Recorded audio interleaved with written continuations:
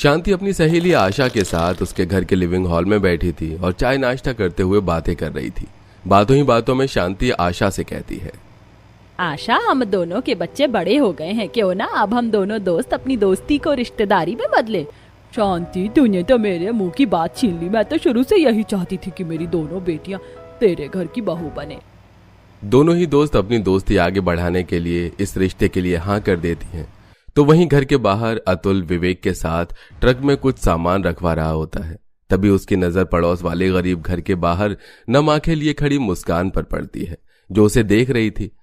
दरअसल उसके घर उसे देखने के लिए लड़के वाले आए थे और उसका पूरा परिवार लड़के वालों को घर के बाहर गाड़ी तक छोड़ने के लिए आया होता है और वो लोग नमस्ते करके उन्हें विदा कर रहे थे। भाई, दूर से खड़े खड़े क्या तू मुस्कान भाभी को देखते ही रहेगा? अपनी माँ को बता क्यों नहीं देता सब? कैसे बताऊं माँ को अपने घर के लिए पढ़ी लिखी मॉडर्न लड़की चाहिए और मुस्कान 8वीं फेल है। वो हमारी जितनी अमीर भी नहीं, माँ उसे कभी नहीं अपनाएगी। इतना बोलकर एक बार फिर अतुल विवेक के साथ काम पर लग जाता है। कुछ ही देर में शांति हाथों में मिठाई का डिब्बा लेकर घर आती है और हॉल में बैठे अपने दोनों बेटों और पति को बिठाकर मिठाई खिलाती है और सब खाते हैं। अरे भगवान, तुम तो अपनी दोस्त से आज मिलने के लिए गई थी, फिर ये किस खुशी में मिठाई खिला रही हो सबको? अरे मैं अपने दोनों बेटों का रिश्ता अपनी दोस्त आशा की दोनों बेटियों से जो करके आई हूँ, मुंह मीठा करवाना तो बनता ही है। लो विवेक बेटा, तुम भी खाओ, तुम्हारे दोस्त का रिश्ता पक्का हो गया है। ये लो फोटो देखो। माँ, ये तो बहुत अच्छी लग रही है, मैं तो इसी से शादी करूंगा। और तुझे कैसी लगी खुशी अतुल? शांति की बात सुनकर अतुल बिना फोटो देखे परेशान होकर वहां से चला जाता है। देखते ही देखते रात हो जाती है, पर पूरी रात अतुल सो नहीं पाता और अगले दिन हिम्मत करके सारा सच कमरे में बैठकर एसी की हवा में खा रही अपनी माँ को बताता है। माँ, मुझे आपकी दोस्त की बेटी से शादी नहीं करनी। मैं जानता हूँ वो बहुत ज्यादा पढ़ी लिखी और मॉडर्न है, पर मैं मुस्कान को पसंद करता हूँ और उसी से शादी करना चाहता हूँ। सुन रहे हैं आप? ये उस गंवार लड़की से शादी करना चाहता है। वो गरीब मेरे घर की बहू कभी नहीं बनेगी। माँ, मैं शादी करूंगा तो उसी से करूंगा बस। नाराज अतुल वहां से चला जाता है। इसी तरह 4 दिन बीत जाते हैं और ना अतुल शांति से बात करता है और ना खाना खाता है। तो वहीं विनोद किचन में खाना बना रही शांति को समझाता है। वहीं पीछे से अरुण भी आ जाता है। देखो, तुम्हारा छोटा बेटा तो मान गया है शादी के लिए, पर बड़े बेटे की खुशी भी देखनी है। तुम जिद पर क्यों बैठी हो?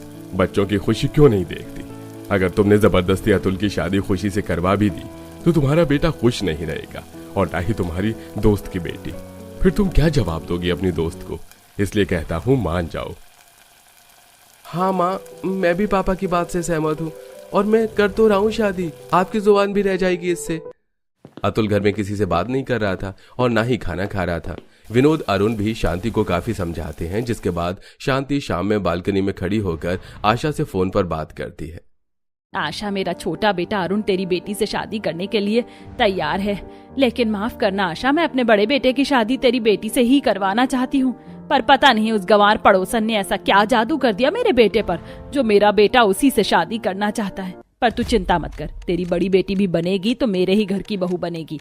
अभी शादी होने दे, मैं उन दोनों का रिश्ता तोड़वा दूंगी और फिर अपने बड़े बेटे की शादी तेरी बड़ी बेटी से कराऊंगी। खुशी ही मेरी बड़ी बहू बनेगी, ये मेरा तुझसे वादा है। मेरी बेटी ने बहुत अरमान देखे हैं अतुल के साथ जिंदगी बिताने के। मुझे तुझ पर विश्वास है, तू अपना वादा जरूर पूरा करेगी।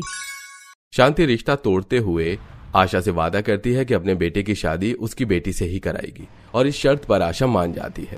वहीं शांति और विनोद मुस्कान के घर रिश्ता लेकर जाते हैं और वो भी हाँ कर देते हैं।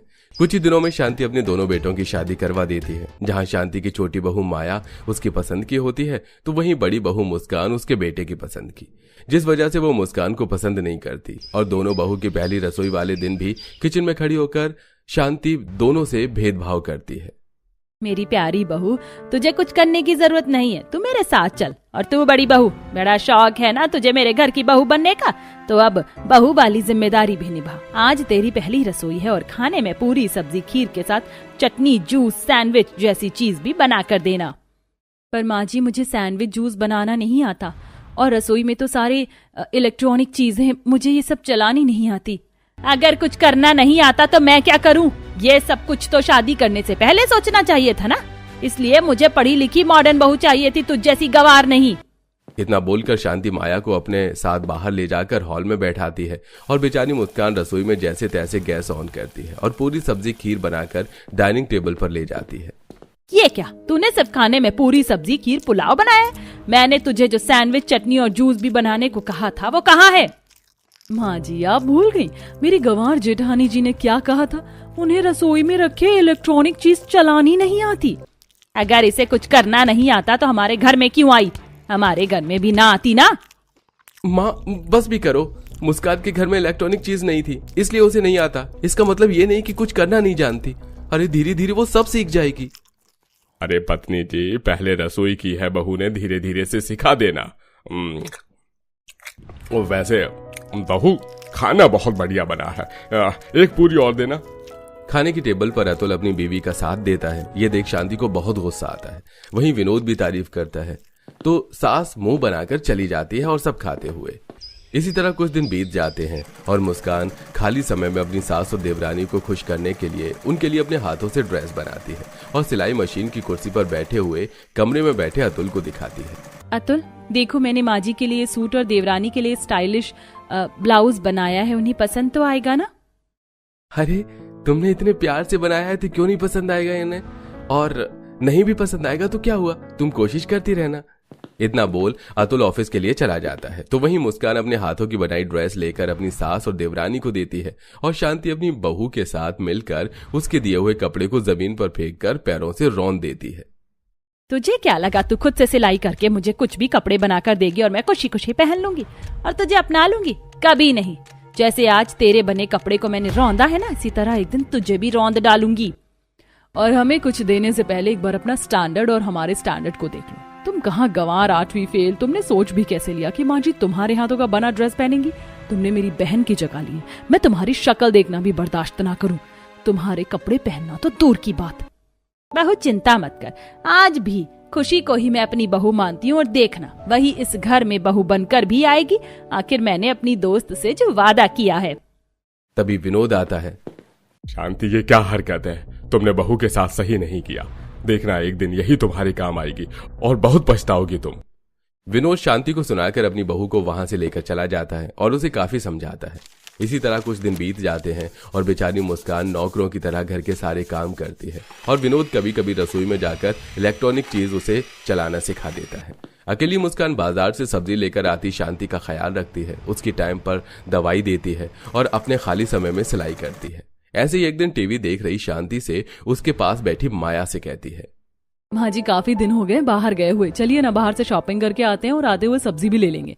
नहीं बहू, बाहर बहुत गर्मी है, मेरा बिल्कुल मन नहीं है बाहर जाने का। और रही सब्जियों की बात तो वो गंवार भले ही है पर सब्जियों की पहचान बहुत अच्छे से, वो बहुत सोच समझ कर पैसे खर्च करती है और कम दामों पर अच्छा सामान लेकर आती है। ये काम उस गंवार को ही करने दे। वैसे भी मुझे खुश करने के लिए वो गंवार मेरी बहुत सेवा करती है। तभी मुस्कान वहां आती है शांति के लिए उसकी दवाई लेकर।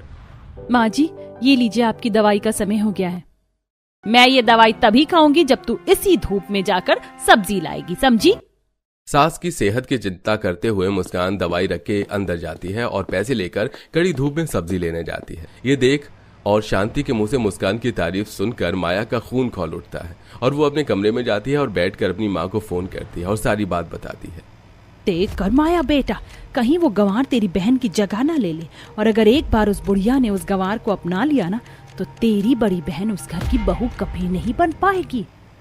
हाँ माँ, मेरी उस गंवार जेठानी को इस घर से निकालने के लिए अब कोई बड़ा कदम उठाना पड़ेगा।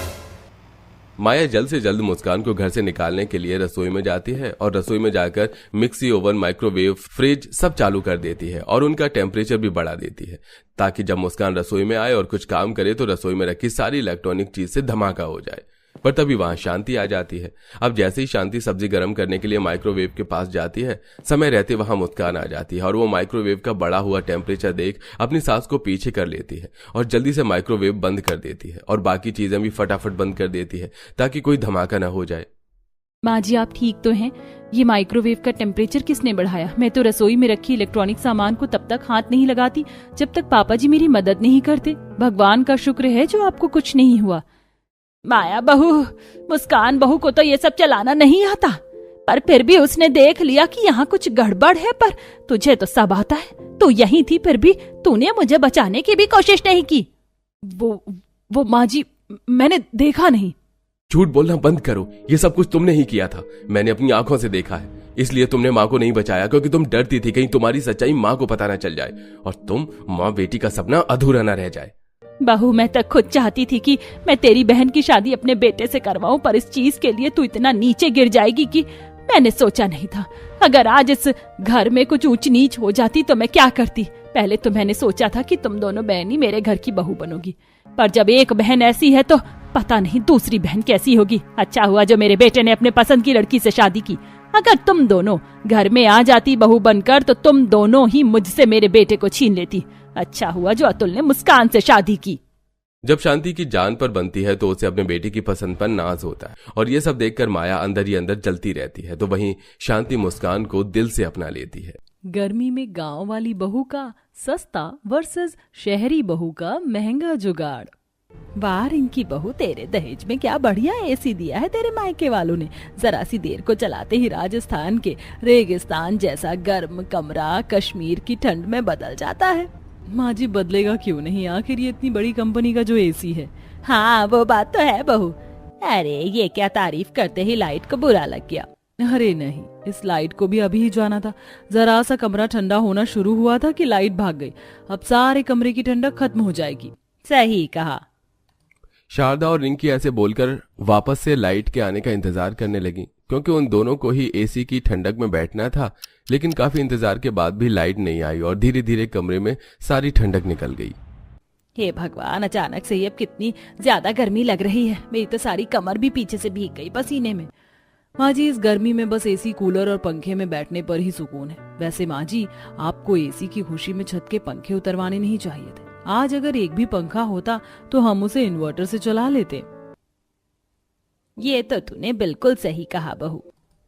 एक तरफ शारदा और रिंकी इतनी गर्मी मान रही थी तो वहीं दूसरी तरफ शारदा की दूसरी बहू सीता अपने घर के ग्राउंड में थी।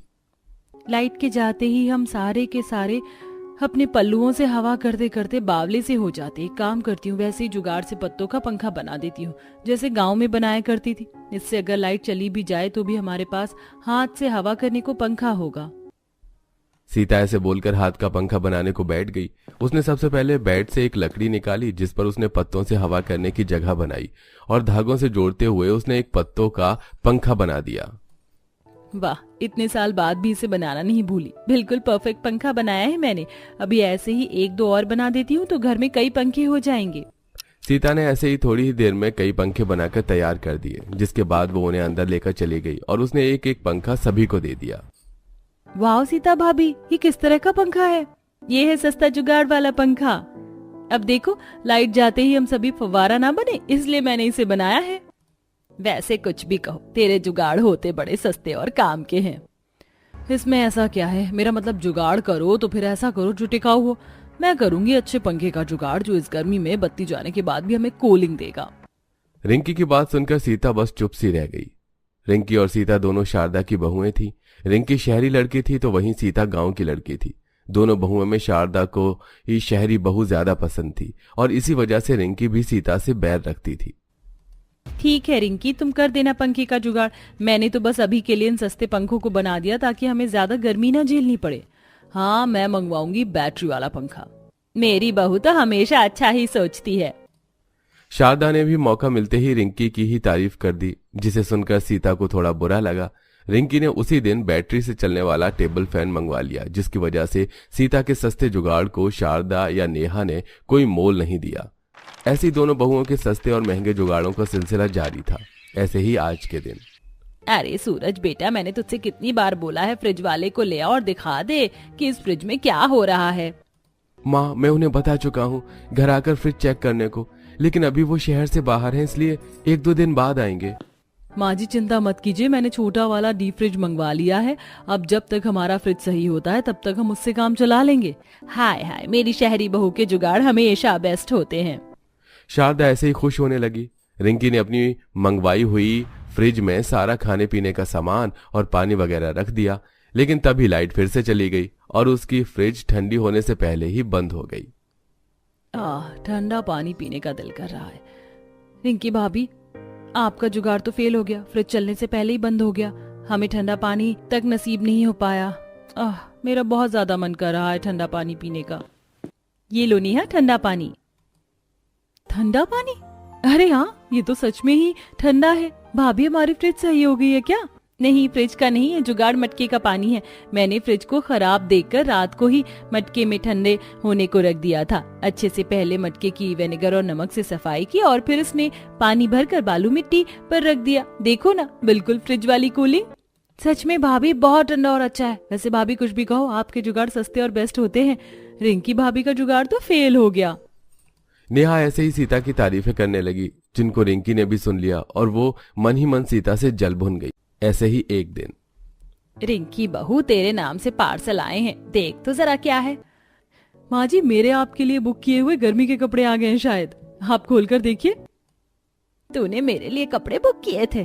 वैसे तूने अच्छा ही किया बहू जो कपड़े बुक कर दिए। इतनी गर्मी में साड़ी लपेट कर रहने से और भी ज्यादा गर्मी लगती। कोई हल्के फुल्के सूट आ जाएंगे तो गर्मी नहीं लगेगी। शारदा ने बड़ी खुशी से रिंकी का मंगवाया हुआ पार्सल खोला। वो काफी खुश थी, लेकिन पार्सल देखते ही उसका मूड खराब हो गया।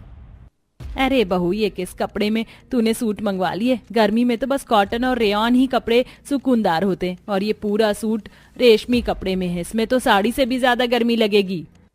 ओह नो, मैंने नहीं सोचा था कि ये कपड़ा गर्म आ जाएगा। अब मैं क्या करूं? इस पर तो रिटर्न भी अलाउ नहीं है। अब क्या होगा?